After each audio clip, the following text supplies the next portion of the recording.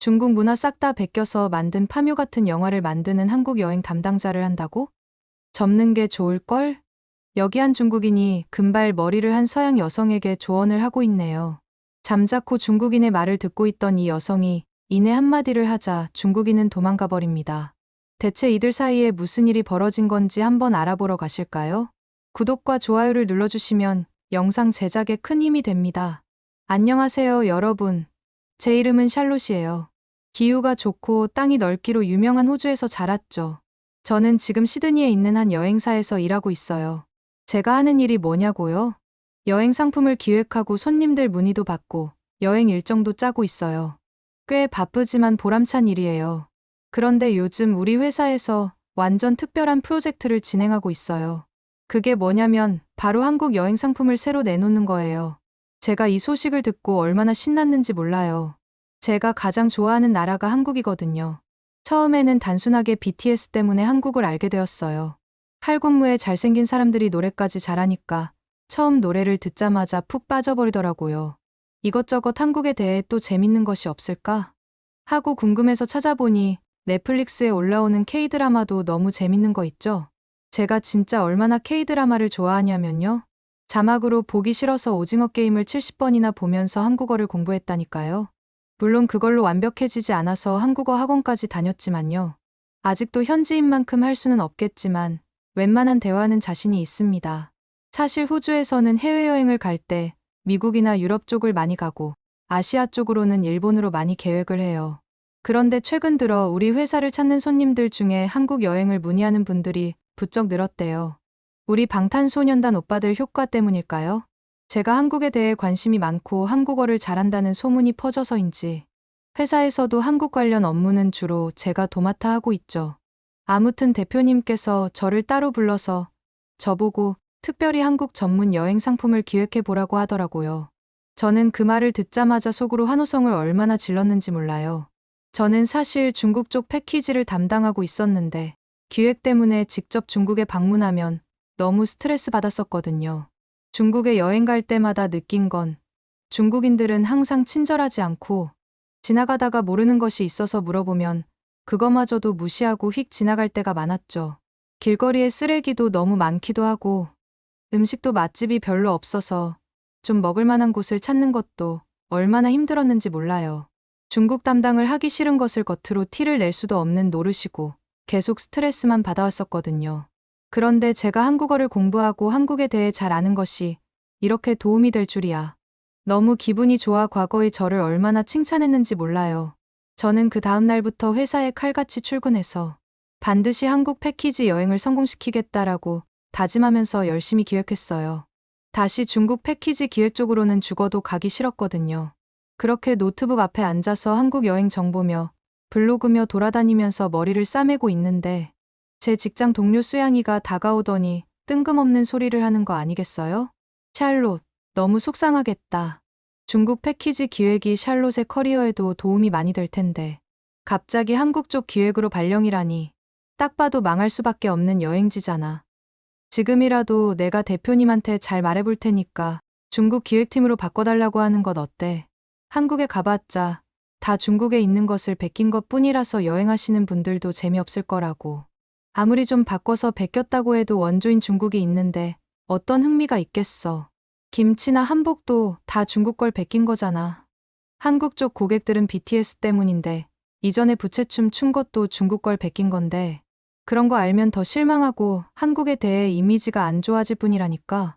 요즘 중국에 있는 내 친구들 사이에서도 파묘라는 영화 때문에 이슈인 것 같더라고. 파묘가 중국 문화를 베꼈다라는 말도 되게 많던데 그런 나라에서 진행하는 패키지 담당자 해봤자 너만 안 좋다니까. 망하기 딱 좋잖아. 저는 수양이가 하는 말을 듣고 깜짝 놀랐어요. 아니, 이게 무슨 헛소리야? 수양은 중국 출신이라 중국 문화에 대한 자부심이 대단한 친구거든요. 평소에도 이런저런 자기 나라가 최고다라는 발언을 많이 하긴 했는데 이건 좀 심하잖아요. 게다가 저는 한국어와 더불어 한국 문화에 관심이 많아서 이것저것 찾아보고 공부도 많이 했단 말이에요. 김치나 한복의 유래, 한국 전통 예술의 특징 같은 것들도 나름대로 잘 알고 있거든요. 그래서 수양이가 한 말은 여러모로 저한테 거짓말을 치고 있다는 걸 단번에 알아차렸죠. 수양, 근거 없는 소리 그만해. 한국이 중국 문화를 베꼈다고 하는데 정말 그게 맞는 말이야? 확실한 증거라도 있어? 아직 중국 쪽에서도 개봉 안 한 파묘를 너 친구들은 어떻게 본 건데? 중국 쪽에서 한국이 중국을 베꼈다고 주장할 때가 많은데 항상 증거 없이 우기기만 하더라. 수양이는 제 말에 할 말을 잃은 건지 얼굴이 벌개지더니 고개를 숙이고 슬그머니 자리를 떴어요. 쫓아가서 한국 문화에 대해 좀 더 설명해주고 싶었지만 제가 그렇게 열심히 말해봤자 귓등으로 듣지도 않을 테니 굳이 그럴 필요까진 없다고 생각했어요. 어차피 수양은 한국을 폄하하려는 자기 고정관념에 빠져서 제 말을 제대로 듣지도 않을 테니까요. 하지만 한편으로 수양이 때문에 더 열이 받치더라고요. 사실 제가 이렇게 한국 문화와 한국을 좋아하긴 하지만 한 번도 한국을 가본 적은 없었거든요. 계속 중국 담당을 하느라 중국 쪽으로 답사하러 왔다 갔다 하기도 바빴거든요. 사실 이것도 핑계인 거 잘 알고 있어요. 그래서 저는 이참에 한국 패키지를 내놓기 전 현지 답사를 바로 가야겠다고 생각했죠. 수양이 다녀간 뒤로 저는 더 한국 패키지에 몰입해 준비했던 것 같아요. 완벽한 패키지를 기획하고 싶은 마음이 컸거든요. 대표님께 기획한 패키지를 보여드리니 바로 답사를 갔다 오라고 지원해 주시더라고요. 그렇게 일사천리로 한국행 비행기 티켓을 끊고 한국으로 향했답니다. 제가 한국에 도착했을 때 처음 느꼈던 감정은 정말 믿기지 않았어요. 도착하자마자 공항에서부터 중국이랑 얼마나 다른지 확 느껴졌었거든요. 인천공항에서 나오는 순간 온 몸으로 한국의 공기를 들이마셨어요. 일단 확실한 건 중국이랑 공기부터 다르다는 거였어요. 저는 입국 심사대를 통과하고 수화물을 찾느라 분주하게 움직였는데도 내내 얼굴에 미소가 떠나질 않더라고요. 드디어 한국에서의 첫걸음을 내디딘다는 게 너무 가슴 벅찼거든요. 공항에서 서울로 향하는 버스에 올랐을 때 창밖으로 보이는 풍경이 정말 인상 깊었어요. 거대한 고속도로를 가로지르는 수많은 차들, 높다란 건물들, 깔끔한 간판들까지. 마치 영화 속 장면 같았달까요. 차창에 코를 바짝 붙이고 눈을 떼지 않고 바깥을 구경했던 것 같아요. 서울에 도착해서 호텔의 짐들을 풀자마자 또다시 두근거리는 마음을 안고 밖으로 나섰어요. 숙소에 있는 이 시간이 너무나도 아까웠었거든요. 그렇게 숙소 밖으로 나선 제 발걸음은 제일 먼저 기획한 경복궁으로 향했어요. 한국의 대표적인 궁궐을 한국 여행에 절대 빼먹으면 안 된다고 생각했거든요. 그렇게 경복궁에 도착했는데 정말 경복궁은 제 상상 이상이었어요. 경복궁 내부에 들어가기 전에는 아무리 넓어도 역 근처에 조그맣게 유지되고 있지 않을까 생각했거든요. 이렇게 웅장하고 아름다운 건축물들이 있을 줄이야. 주변에는 화려한 색채의 단청 장식들도 있고 전통 문양으로 꾸며진 궁궐들을 보면서 역시 한국 여행 왔을 때 경복궁은 절대 빼놓을 수 없는 곳이라고 확신을 했죠. 그야말로 눈이 부실 지경이었달까요? 깔끔하고 세련된 건물들 사이에 고요하게 지켜지는 궁궐이 너무나도 멋있다고 생각했습니다. 만약 조선시대로 간다면 한국은 이런 느낌이었을까 싶은 생각이 들었죠. 제가 경복궁을 기획에 넣은 이유는 또 하나 있었어요. 바로 한복 체험을 할 수 있기 때문이죠. 호주 사람들은 한국의 한복에 대해서 관심이 많거든요. 호주 쪽 전통 의상을 보셨을지 모르겠지만 아무래도 호주는 다문화 국가이기 때문에 유럽인들이 들어와 정착하며 살아서 호주만의 전통 의상이 없거든요. 그런데 한국은 한국만의 전통 의상이 있으니 호주 사람들이 얼마나 신기해하겠어요? 거기다가 한복이 얼마나 아름다운가요? 진짜 수양이 고구려 시대부터 이어온 한복을 중국 거라고 했을 때 얼마나 화가 나는지 몰라요. 한복 체험을 할 수 있는 곳으로 가보니 제가 입고 싶은 한복을 고를 수 있더라고요. 저도 한복에 대해서 나름 조사했다고 생각했는데 한복 체험관에 있는 한복을 보고서는 놀랄 수밖에 없었어요. 이렇게 많은 한복 디자인과 색상이 있는지 몰랐거든요. 그 중에서 오늘 사람들이 유독 많이 입고 다니던 파스텔 톤의 한복으로 도전해봤습니다.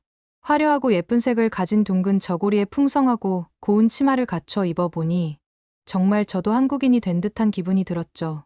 진짜 거울 앞에 서 있는 제 모습을 보고 깜짝 놀랐다니까요. 한국 사극 드라마에서나 나올 법한 공주가 된 것 같았거든요. 한복의 아름다운 곡선미에 완전 매료됐어요. 움직일 때마다 살랑살랑 펄럭이는 치맛자락도 정말 예뻤고요. 제가 원하는 색상대로 저고리랑 치마를 골라서 매칭시켜서 입을 수 있다는 것이 너무 재밌었고 예쁜 옷을 직접 입고 돌아다니니 기분이 너무 좋았습니다. 그렇게 한복을 입고 경복궁을 돌아다니는데 옛날 왕과 왕비들도 이런 복장을 입으면서 경복궁을 걸었을 생각하니 재미있더라고요. 이리저리 돌아다니다 보니 배에서 꼬르륵 소리가 너무 천둥처럼 나는 거 아니겠어요? 누가 들었을까 주위를 살펴보는데 다행히 아무도 안 들은 것 같더라고요. 경복궁 다음으로 기획한 곳은 삼계탕집에 가는 거였습니다. 고객분들을 데려와야 하니 제가 직접 먹어봐야 하지 않겠어요? 제 사심을 채우는 것 아닙니다. 오해하지 말아주세요. 삼계탕을 주문하고 기다리다 보니 검은색 뚝배기에 팔팔 끓고 있는 삼계탕이 나왔습니다. 제가 여기를 고른 이유는 다른 곳에 비해 국물이 걸쭉해서 맛있다는 후기가 많았었거든요. 뽀얗고 걸쭉한 국물의 맛을 보려고 하는데 살짝 두려운 게 아니겠어요? 뭔가 이 보글보글 끓는 게 진정되고 나서야 한 입 먹을 수 있을 것 같다는 생각이 들더라고요. 주변의 사람들을 보니 후추와 소금을 조금씩 넣고 있던데 저도 보면서 저런 걸 넣어서 먹어야겠구나 싶더라고요. 계속 기다려도 뚝배기 안에 있는 보글보글 끓는 게 없어지지 않아 저는 용기를 내서 한 숟가락 하기로 했습니다. 한 숟가락을 퍼서 후하고 불고 맛을 보니 생각보다 뜨겁지 않은 게 아니겠어요? 저는 입에 닿자마자 입천장과 혀를 댈 각오를 하고 한 입 한 거였는데 오히려 적당한 온도에 뜨끈하니 한국 사람들이 속이 풀리네 하는 느낌이 어떤 느낌인지 바로 감이 오더라고요. 싱겁게도 먹어보고 주변 사람들처럼 후추와 소금을 더 쳐서 먹었는데 오히려 이게 저한테 간이 딱 맞더라고요. 짭짤하면서 후추의 알싸함이 느껴지면서 고소함까지 느껴지니 너무 맛있었어요. 거기에 닭고기 살은 어떡해요? 너무 부드럽고 쫄깃쫄깃하더라고요. 나중에 고객분들이 오게 된다면 후추와 소금은 필수로 넣어서 먹어보라고 꼭 제안해봐야겠다고 생각했어요. 그렇게 남은 일정을 마무리하고 내일을 기대하면서 잠에 들었어요. 왜냐하면 제가 가장 기대하던 게스트하우스를 가는 날이었거든요. 저는 여행 전부터 현지인들과 교류할 수 있는 게스트하우스에서 꼭 묵어보고 싶었어요. 제가 모르는 한국에 대해서 들을 수 있다는 것도 좋았고 숨은 맛집이 어딘지도 너무 궁금했거든요. 저녁이 되니 다들 한 곳으로 파티를 하러 모이는데 저도 한국인과 직접 대화해 본 적이 없어서 되게 쭈뼛쭈뼛하고 있었거든요. 그런데 다들 너무 친절하고 재미있는 분위기를 만들어주시는 것이 아니겠어요? 특히 거기서 저를 가장 잘 챙겨준 친구는 바로 서준이었어요. 제가 게스트하우스 라운지에서 다른 투숙객들이랑 한국어로 대화하고 있었는데 자기도 껴도 되겠냐고 다가오더라고요. 알고 보니 저랑 나이도 같더라고요. 이런 곳에서 친구를 만날 수 있다니 너무 기분이 좋았죠. 한국어로 술술 말하는 제 모습에 서준이도 깜짝 놀라더라고요. 샬롯 한국말 되게 잘하는데 발음도 엄청 좋고 도대체 어떻게 공부한 거야? 그 한마디에 절로 입꼬리가 올라갔어요. 그동안 고생한 보람이 있더라고요.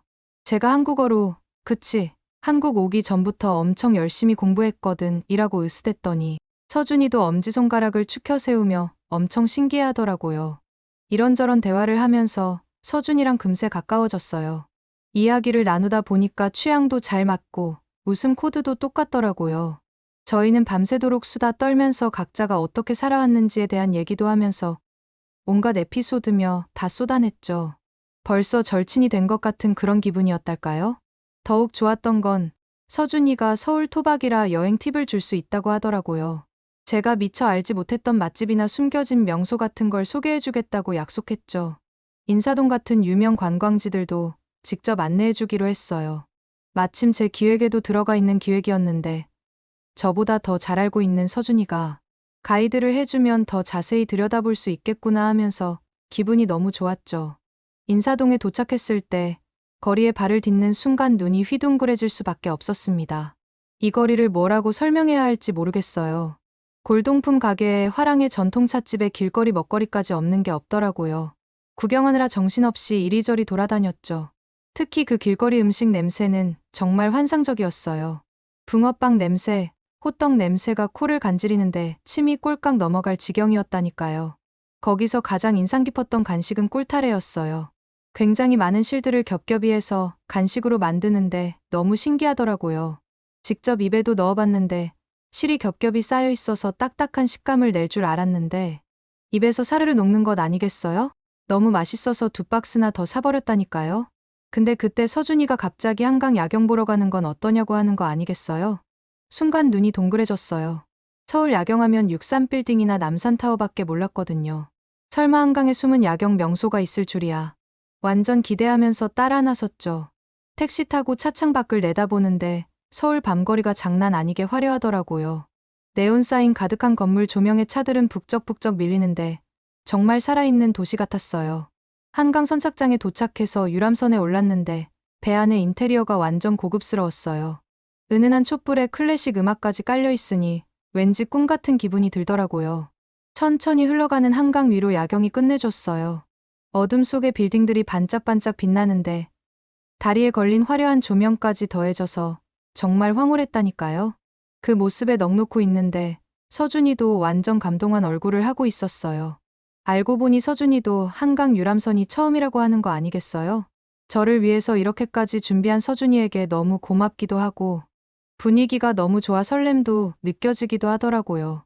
배에서 내려서 한강 공원을 걸으면서 여행 얘기를 주고받았어요. 숙소로 돌아오는데 서준이가 눈을 반짝이며 같이 영화를 보러 가자고 말하는 게 아니겠어요? 개봉한 지 얼마 안 된 파묘라는 영화를 같이 보는 게 어떻겠냐고 제안을 했죠. 처음엔 제목 듣고 깜짝 놀랐어요. 한국이 중국 문화를 베꼈다고 말하는 수양이가 비꼬았던 바로 그 영화잖아요. 저는 그때 억울함 때문에 서준이에게 그때 있었던 일들을 전달하니 절대 아니라고 완전 자신 있게 말하는 것 아니겠어요? 오히려 한국만의 독특한 문화를 담은 걸작이라면서요. 저도 궁금한 마음에 영화관으로 달려갔어요. 어두운 극장에 앉아서 스크린을 응시하고 있는데 가슴이 콩닥콩닥했어요. 과연 서준이 말대로 대단한 작품일까? 아니면 수양의 비난처럼 졸작일까? 긴장되는 마음으로 기다리는데 갑자기 영화가 시작하는 거예요. 엄청 생생한 묘사 때문에 첫 장면부터 완전 압도당했다니까요. 팝콘을 먹다가 서준이와 손이 스치는 바람에 잠깐 설레기도 했죠. 그리고 상영관 불이 켜지고 엔딩 크레딧이 올라갈 때까지 저희 둘은 완전 멍하니 앉아 있었어요. 영화를 본 게 아니라 영혼을 탈탈 털린 느낌이랄까? 옆에서 서준이도 크게 감동한 얼굴로 한참을 말이 없더라고요. 이게 바로 한국 영화의 힘이구나 싶어서 절로 고개가 끄덕여졌어요. 영화를 보고 밖을 나오니 늦은 밤이었어요. 솔직히 밤늦게 모르는 동네 어둡고 좁은 골목에 들어서면 괜히 덜컥 겁이 나잖아요. 누가 불쑥 나타나서 해코지할까봐. 전에 중국 갔을 때 딱 그랬거든요. 숙소 근처라도 밤에는 코빼기도 안 내밀었다니까요. 술 취한 아저씨들이 골목마다 진을 치고 앉아서 담배를 뻑뻑 피워대는데 여자애들만 보면 뭐라도 할 것처럼 쳐다보는 거 있죠. 저도 그 시선 받으면서 치마 입은 걸 후회하고 그랬어요. 그런데 서울은 정말 딴 세상 같더라고요. 한밤중인데도 가게들은 다 열려 있고 젊은 애들은 술 마시면서 길거리에서 노는데 전혀 이상할 게 없어 보이는 거예요. 게다가 여자애들이 아무 걱정 없이 단체로 다니고 있으니 신기하더라고요. 그리고 지저분하고 으슥한 골목은 하나도 없었어요. 그냥 명동 쇼핑 좀 더 하다 들어가도 되겠다 싶을 정도로 깨끗했다니까요. 그런데 그날 밤 제일 충격받은 게 뭔지 아세요? 취객이 한 명도 없다는 거예요. 인도에서 비틀거리는 아저씨, 편의점 앞에서 주정하는 사람들을 찾아볼 수가 없는 거예요. 술집 문화가 너무 차분하고 교양 있어서 싸움이나 소란이 잘 안 일어나나 봐요. 심지어 길가에 주무시는 노숙자 아저씨들도 묵묵히 누워 계시더라고요. 중국처럼 갑자기 미쳐 날뛸 일은 없어 보였어요. 이런 경험 해보니까 한국이 또 새롭게 다가오더라고요. 범죄 걱정 없이 밤에 돌아다닐 수 있다는 건 정말 큰 자유잖아요. 누구나 차별 없이 공간을 누릴 수 있는 그런 기회 말이에요. 밤 12시가 넘어도 터덜터덜 걸어다닐 수 있는 그 해방감. 외국인인 제가 봐도 참 멋지던데요. 어쨌든 한국에서의 나날들이 너무 알차서 시간 가는 줄도 몰랐어요. 정신 차려보니 슬슬 귀국할 때가 다 된 거예요. 아쉬운 마음이 굴뚝 같았지만 현실은 냉정하더라고요. 그래도 여행사에 복귀해서 제가 직접 기획한 한국 패키지 여행 상품을 내놓는 건 또 그만의 재미가 있었어요. 현지에서 직접 보고 느낀 걸 담아내니까 그 어느 때보다 확신이 섰거든요. 그런데 출시일 날 제가 기획한 패키지가 나가는 속도를 보고 깜짝 놀랐다니까요. 예약이 마구마구 들어와서 순식간에 매진됐대요. 회사에서도 칭찬 세례를 받았어요. 모두들 수고했다고, 덕분에 회사 매출이 쑥쑥 올랐다고 어깨를 두드려 주시더라고요.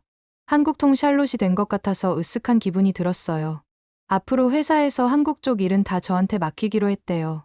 그걸 보던 수양은 혼자서 또 중얼거리면서 한국 욕이나 하고 있더라고요. 그런 수양을 본 저는 이번에는 그냥 넘어갈 수 없었죠. 수양, 너가 그러니까 항상 그 자리인 거야. 다른 나라를 욕할 게 아니라 배워야 할 점을 찾아서 너를 발전시켜야 하지 않겠어? 제 말을 들은 수양은 얼굴이 빨개지더니 다시 도망가더라고요. 이번 일을 계기로 저는 앞으로 한국에 자주 왔다 갔다 할 것 같아서 벌써 기대가 됩니다. 서준이와도 계속 연락하고 있고 다음번에 제가 한국에 갔을 때에도 서준이가 꼭 가이드해주기로 약속했어요. 제 긴 이야기를 들어주셔서 감사합니다. 오늘의 사연은 어떠셨나요? 오늘의 사연이 마음에 드셨다면 구독과 좋아요를 눌러주세요. 구독과 좋아요는 영상 제작에 큰 힘이 된답니다. 긴 영상 시청해주셔서 감사합니다. 오늘도 행복한 하루 보내세요.